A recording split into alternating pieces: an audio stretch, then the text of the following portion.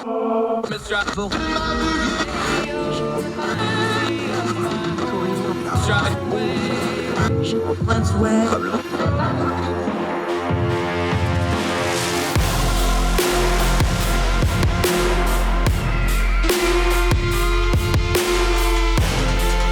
your host, Andrew Donaldson.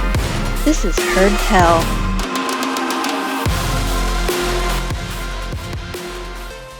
Welcome back to Heard Tell. Okay, here's a friend of ours we've talked to before, but it's been a minute. He was busy. He was graduating from college at Boise State. That's the blue football field for those of you that aren't familiar. They actually do educational things there too as well. My friend Cooper Conway, good to see you again, buddy. How are you? I'm doing fantastic. I'm so glad to be all set with my undergrad. Go Broncos, and hopefully our football team will be a little bit better this upcoming year, but I'm glad to be back. Yeah, y'all got spoiled there for a while. Now the reality's set back in. Yes, that's very true. But our new coach, Andy Avalos, he's going to rebuild the program, I think. So I have high hopes. Yeah, we always pulling for the smaller schools. Good for you. Congratulations, by the way. You were studying things like government and policy. There's one area where government and policy has been really colliding with public perception. That's in education as of late. Let's start with something big picture before we delve into some other things, though. The first time I met you, actually had you on the radio about, oh gosh, it's been about a year and a half ago. We were talking education. We're still talking education.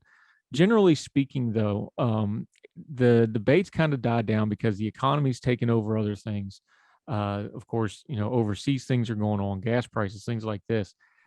I still think there's quite a bit of frustration on both sides, everybody involved here on education from the COVID thing. And I think a lot of these other issues we're dealing with, you scratch under the surface, especially when it comes to, messing with people's kids, like the baby formula thing, people are really touchy about their kids right now. And I think that comes back to this education debate that we've been having for the last year or two. Does it feel that way to you too? Yeah, it does feel that way. People ask me all the time, like, who's the most successful, proponent of school choice reform? And I can point to these think tanks, or I can point to journalists that are in favor of school choice. But really, at the end of the day, it's parents. Parents want their babies to have the best education possible. And when you stop that from happening, they get angry, especially the moms. You don't want to mess with a group of 10 moms because they're going to get things done. And especially right now, in terms of the American education system after COVID, we've had a lot of problems during COVID and even before in terms of student outcomes and student success. Let's deal with that too, because I think this is part of our problem here. You just said it, outcomes and success. I don't think we have a common definition of outcomes and success here, do we? And I think this is the core problem here, because the school system, public school system, seems to have one idea of what a core thing and success is. Every parent has a different set of core thing and success here. I think right there's kind of the core of this whole problem is we don't seem to have a unified theory of education here, do we? No, we really do not. Some parents want their students to be able to have the best opportunity to go to college. Others have a specific set of moral and civic values that they want each of their students to have. And it seems to butt heads with a lot of the problems in terms of curriculum right now in our public schools, and how their kids are being taught. And this really just the curtain was pulled back during the pandemic, as parents for the first time really got an inside look into what their kids were being taught. Cooper Conway, Young Voices contributor, Boise State grad, freshly minted, joining us here. What I've been explaining it this way, and you can break it down better than I can because you're a better writer about this stuff than I am, though. I think the core of that, though, is we've lost the partnership. Students, teachers, and the kids and the government. That's all got to be a partnership. And it seems like all of that is adversarial. And then when we get to the bottom of all that stuff we just talked about, people being frustrated, people being upset, isn't that the breakdown, is that there's no longer a partnership there? This all seems adversarial and it all seems like a fight. Yeah, totally. I mean, the goal of traditional public schools, right, is to have a community to come together, to be able to help out and provide the best education for every single child. And right now, that is a definite serious issue in that parents kind of see teachers as adversaries and vice versa, and there's not as much communication going on. And that just does not that does not bode well for student success. And the students are the ones that are really getting ripped off in all of this, as there's different infighting over curriculum and other issues within the education system. That brings us to what do we do about it, which will bring up the school choice thing. Let's have a grown folk talk about this real quick. I'm all for folks that want to homeschool, but that's a specific skill set to be able to do that. That's always been less than 10%. I don't think it's going to be a lot higher than that just because of what's involved in it. I'm all for it. Those folks have a right to do that, but people just will just homeschool. That's not a viable option for most American families. Let's just be honest here. So that leaves public school, private school, charter schools. Let's get the nomenclature right here, though. Public school, charter school, private school. Charter school overlaps the other two, but it's also distinct from both. Just give us some terminology before we get into this debate so everybody knows exactly what we're talking about. All right. So charter schools, contrary to what some people think, are actually public schools. They are quote free and open to all. They use public funds, but they are just run by private organizations that establish a charter and an agreement between themselves and the charter authorizers, who's usually some part of the government, either like a local district or like a state agency. And so then these charter schools open up and kind of bridge that gap. And these charter schools have a lot more flexibility in terms of being free from regulation. Their teachers usually are not mandated to be in a union. And they're able to, they've been a part of our system for nearly 30 years now. They've had overall pretty good success. And yeah, so that's kind of, and then private schools are obviously you have to pay tuition to get in. They're apart from the public system, and then traditional public schools, usually you're zoned in for those schools. Yeah, Cooper Conway joined us. Okay, here's where it gets touchy. And you were writing about this in Ed Post and other places that we've talked about it before. Charter schools are public schools, but they're funded differently. Is that money taking money away from public schools? That's a great question. And I think that kind of goes back to what is this money supposed to be used for? The end goal of the money is right to educate the child to the best of our abilities. And so when a child leaves a traditional public school and goes to a charter school, that money is going to follow them over there. And so in a way, it does quote defund the traditional public school. However, you're really funding the student and not necessarily the status quo of the system. And so if the traditional public school is doing a good enough job for that child, they're not going to lose any of the funds. However, if the family or finds that the charter school is going to do a better job for their student, that student hopefully is going to get a better education, and that will be at the charter school. Now, here's where we get into this again. Cooper Conway joining us on Heard Tell. With the charter schools, these things, it's kind of, how do I want to phrase it? These things kind of get broken into our political debates, and they get broken down into things like left and right. But you actually opened up your piece discussing it this way. A charter school can be anything. So say you're somebody who into environmental issues and you're concerned about LGBTQ stuff. Well, there can be charter schools that are very environmentally friendly and cater to people with LGBTQ stuff. This stuff doesn't necessarily have to fall into the political spectrum or fighting it over, does it? Oh, no, not at all. I mean, this is, people may try to frame it as a political debate, but it by no means is it a left or a right debate. I mean, there's classical charter schools, like I said, like you were saying, there's the LGBTQ, more culturally friendly charter schools. There are charter schools with some more anti-racist education. There's charter schools with less anti-racist, or like less CRT, I guess would be the kind of the hot term of the day. So if you see one charter school, you haven't seen them all. A lot of charter schools have workforce development programs or STEM education. And so at the end of the day, a lot of these parents are coming from a variety of different backgrounds, suburban and urban areas. It is by no means a left-right political debate, and they have wide support from many on various groups. And one of the things we can get into with these charter schools as we start to delve into what you've been writing about it is, I tend to be an all of the above guy on most really touchy issues. Like, okay, well, if we have options for people, that's usually the way that we get more freedom in a lot of ways. There's exceptions, of course. I feel like education is one of those things we can do a lot of all of the above sort of thing. You talked about it in your piece. if you're going to have a school in New York City, it's going to probably reflect New York City. If you're going to have a school in, rural Alabama, it's probably going to reflect the more values and people of rural Alabama. So if we can give some leeway to these charter schools, the folks and the parents, you're still going to get what you're looking for in the school, and this is a good way to actually have a little bit of choice and freedom while still being inside of the public domain, right? Yeah, exactly. There's certain areas, especially like say in urban areas in New York, there's a lot of charter schools that kind of have these quote no nonsense charter schools where they have very strict school cultures. And that's actually what these parents want. They want these kids to have a sense of structure so that they have a better chance of going to college. This doesn't work for every single child, but it may work for some, especially for parents who are looking for that education. All right, so this gets up to where you were writing, though, is there's caps on these. There's a lot of political pressure involved. Define it for us, though. What is a cap on a charter school? What does that actually mean? Who's pushing for that, and what does it do? So I'll give you a couple examples of two different caps. So at the start of COVID in the spring of 2020, I was working in Portland, Oregon, and the governor of Oregon, Kate Brown, shut down traditional public schools or public schools in general, and said, we're moving to online learning. And so right away, the public schools had a really tough time with this transition. A lot of the teachers hadn't done. I mean, who didn't have a tough time with the transition, right? It was kind of shocking out of nowhere. But traditional public schools took much longer in this transition, leaving a lot of the students without any education. They were just kind of stuck at home.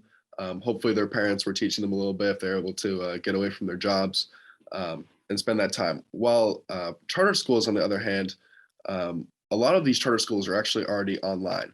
So they already have the infrastructure in place to best serve these students. And then a lot of charter schools, because of their flexibility, were able to move online fairly quickly. And so parents naturally, what do? They see their child's not learning, and they see some other kids already had this learning infrastructure in place. So they transferred their kids into these online charter schools.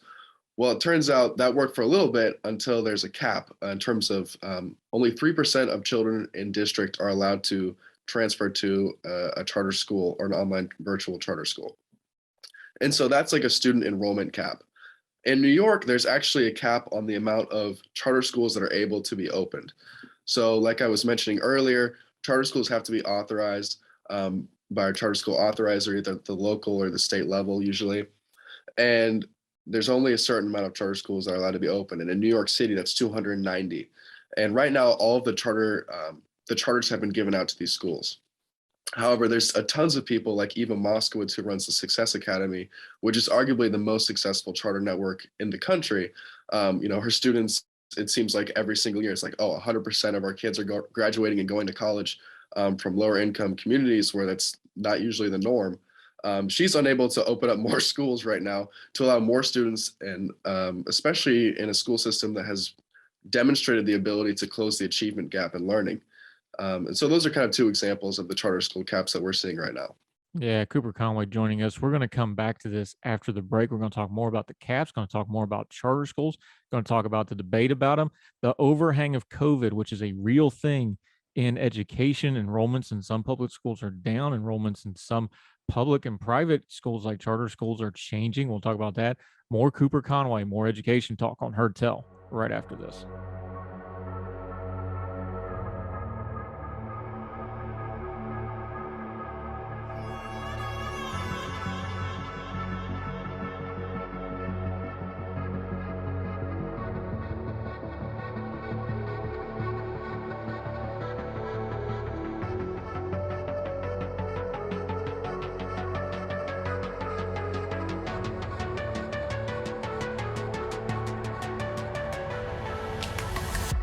Back on Heard Tell, talking education. Our friend Cooper Conway back on the program after a long absence. We'll have you back sooner this time, my friend.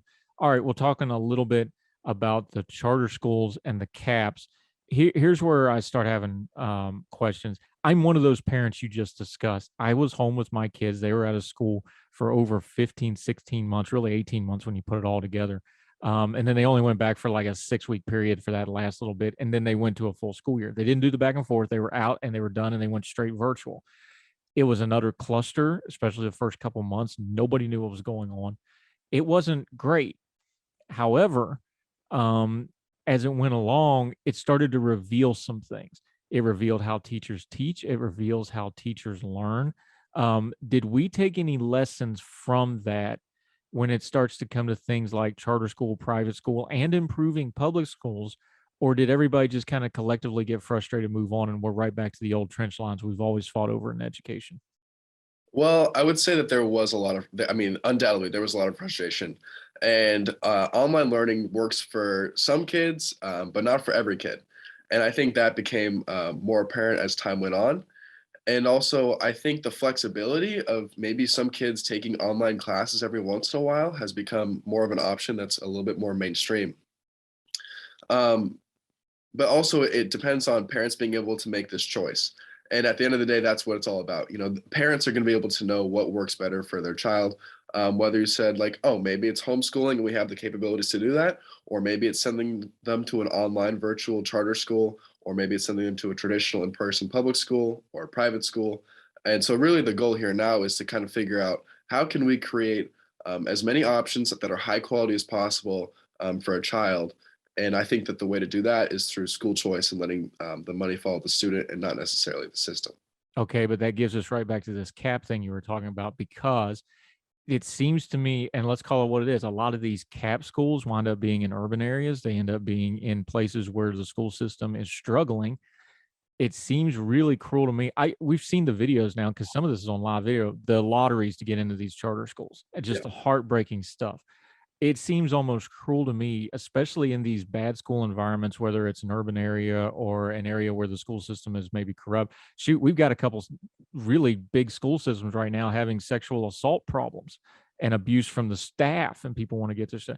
If you got something like that going on, and then you have a cap where the parents are doing a lottery trying to get their kids out, that's almost becoming a moral thing to me, because that really seems cruel that we're like, oh, we're going to dangle this thing over here, but only certain people can have it. These caps, tell me this isn't just straight up rationing of education, because it's sure how it feels. I wish I could tell you that it wasn't the case. You know, the National Alliance for Public Charter Schools came out with a study a couple of years ago, and they were like, well, right now there's about 3.5 million students that are enrolled in charter schools, right? But if we kind of got rid of the caps and allowed charter schools to open and didn't put as many restrictions on them, they estimated that an additional 5 million kids. And you're right, charter schools are free and they're open to all, but they do only have so much space right now. And so you do have these lotteries. I mean, think of it like this: is like you were calling this a lottery. You're getting lucky. You're getting all the money in the world basically, but really it's just a child's education, having a child be able to go to a good school, and that does seem wrong. And so the way I look at it is, why are we capping success? Why are we capping the opportunity for a child to learn in an environment that works best for them, from an academic standpoint and also from a safety standpoint? It really does not make any sense. And I think that if we're trying to build the K through 12 education system of the future, we can't wait anymore and hope, you know, keep telling these parents from communities with terrible schools that have been failing for decades, oh, it's just going to get a little bit better. You know, we'll just spend some more money and hopefully it'll turn around. Like these kids can't wait. They need a better education now. And if that means going to the public charter school, we should find a way for them to get in there. Yeah, and these arguments keep, here we go again, another cyclical argument wind up is like, okay, well, these public schools are failing. Like, well, if you're funding charter schools, that's why the public schools are failing.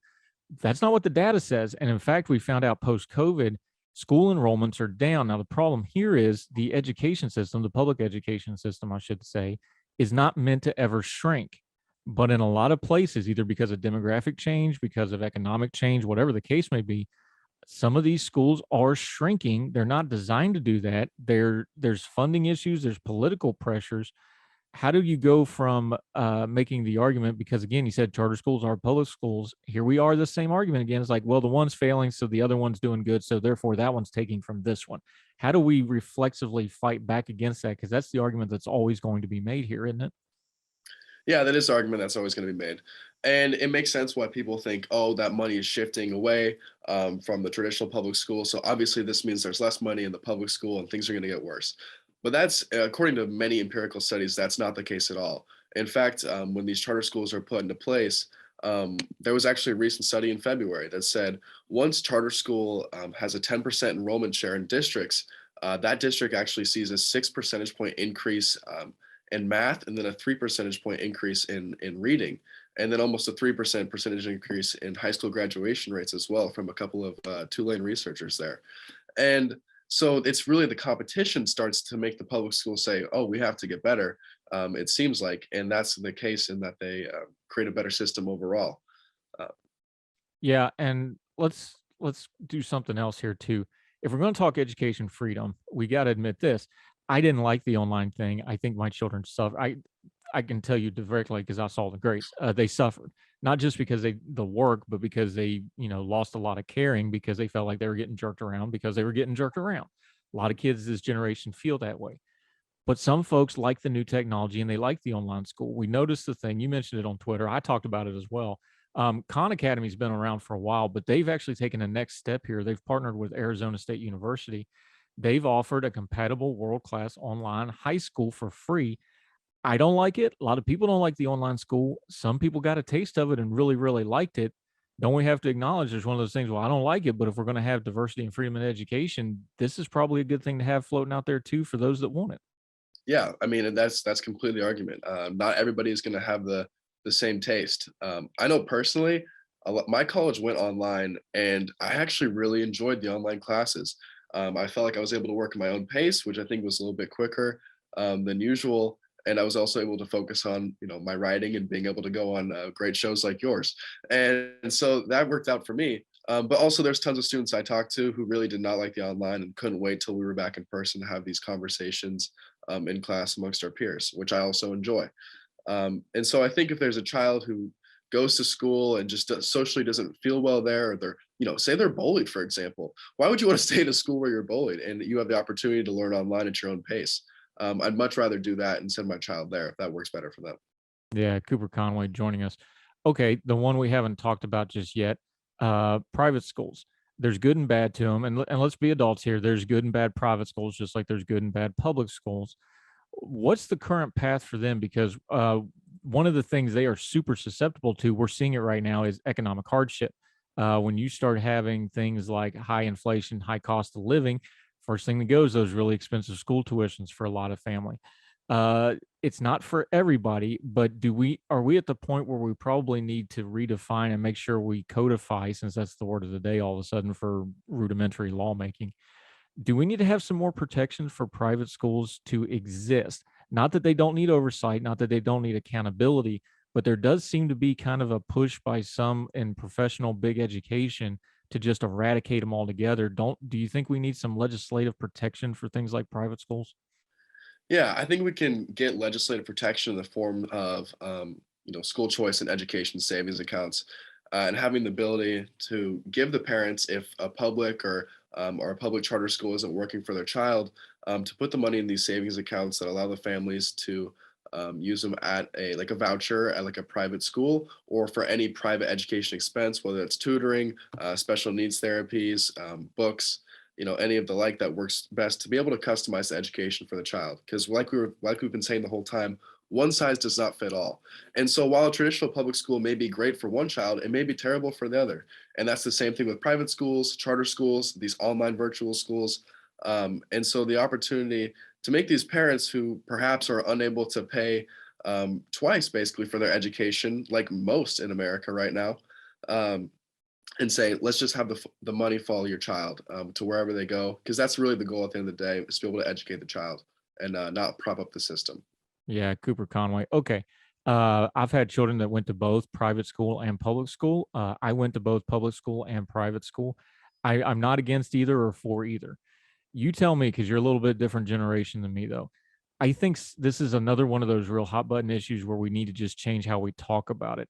What do you think is some more productive nomenclature or ways to say it that gets away from the buzzwords that fire people up so much when it comes to education? So when folks are on their social media, when folks are talking about these issues to each other, what's a better way to discuss something like school choice? Because even the phrase, school choice has now been kind of weaponized. And then you have, public school and then defund it if you try to fund anything else. What do you think some of the language things we can do to kind of change this when we're trying to talk about it? Yeah, I usually like to focus on educational opportunity. It's kind of because for a lot of kids, For wealthier kids, they're always going to have education opportunity. They're able to buy a house in a nicer neighborhood where there's better public schools. They're able to pay for a private school. They're able to pay for tutoring or one-on-one lessons or all these different types of things. But for students without the opportunity to go live in a nicer neighborhood where they're just kind of zoned for a bad public school for them, the opportunity to be able to escape that and go to a charter school or a private school is really the way that I like to look at it. And we can really kind of close this achievement gap that's being seen in our education system right now. And so if we gave these kids these funds and let them be able to have the flexibility to use them on these different education expenses, we can really, change the American K through 12 education, which hasn't seen disruption in a long time. Yeah, and I think achievement gap is something to focus on there. Is like we need to quit worrying about putting success with the funding number and start putting it with are these actually productive citizens when they're done with the education system? That seems to be the gap, but that's another topic for another day because we'd love to get you back on. We need to expand education. Again, I'll go back to it again. When it comes to freedom issues, I'm usually an all of the above guy. Let people go to college, let people go to vocational schools, train people, all the my kid just did it. She graduated high school with basically an associate's degree because she dual course with the community college. There's a lot of options out there for kids, and we don't talk about the options quite enough. Let me give you the last word on this. What do you think the next battle in this is? I know we did the school board fights and we did COVID and we did CRT and all that. School choice wise, things like this. What do you think the next debate in education is going to be going forward? Oh, I mean, that's a tough question. I think the next debate is going to You're a be, college grad. You can handle it now. I'm going to ask yeah, you harder questions I going guess so. forward. From a K through 12 perspective, I guess it's going to be what's going to be the end goal, like we are talking about. For so long, it's been, well, let's just funnel all these kids into college. And I think more people are having the discussion of, is college the right choice for me, especially with the prospects of taking on these student loans. And then, maybe our K through 12 systems should be more focused on workforce development. I think that's where the next lane is going to be. I may be a little too early to tell on that one, but I guess we'll see. No, I agree with you because we keep talking about the educational bubble and whether it's going to pop. If it does, that's where it's going to come from is people not getting the options they need. Great stuff as always. Cooper Conway, been too long. You're a professional now. We'll have you back on very soon to Heard Tell. Until we get you back, though, let folks know where you're writing, what you got going on, how to follow you on social media until they see you on the program again. Yep, you can see. Thank you so much for having me on. You can see all of my writings on the Young Voices website, and then you can follow me on Twitter at Cooper Conway with the number one on the end. It's always a pleasure. I appreciate it. Yeah, I love talking to you. You do good work, my friend. We'll talk again real soon. Thank you for the time today. Sounds good. Thank you. Thanks, Cooper.